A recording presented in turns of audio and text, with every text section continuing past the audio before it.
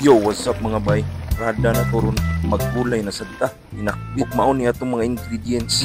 Fire first, gisa na to ng pork. Kaya atong pagawso ng mantika. If ka mantika na, saute garlic and onion. Then add bagoong na to yan ng kamatis bay. Ato sa naipusta gamay atong bagoong. Para mahumot ug mawala ang langsa na. Pwede na add na dayon atong kamatis na daghan kay. Kini, pwede na gini masudan ba yung pork binagoong. Pero ayaw lang sa next na nang binya karon ato lang pagawso ng tubig sa kamatis niya. Add na dayon ang mga gulay. First, kalabasa. Kay dagko ko ni hingawson sa natong singot sa kalabasa bay ko na to ibot ang next gulay. Paningot ng kalabasa, add na dayon ng bato. Then ang palaya raw mga bay ato sa nilisok atong ang palaya with salt. Mga 10 minutes lang para malesin yang kapakit. Ato sa nilutuon kadali kay ang next natong gulay talong. Dali ram to malata. Nalunod na akong talong bay. Wala ko video ya add okra. Ya ako gini siyang ilas bay kid ko gusto maglaway basta ma-overcook. Ya na naman tanan gulay na to. Magtimpla na ta.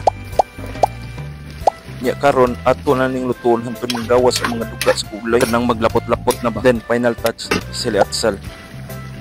Diar ha mga ona. But wait, there's more na po. Magtimpla tag dinalian ng kinamos bay para balansi na po bombay, kamatis, sili ug limonsito. Bites na sus. Ali nga ona.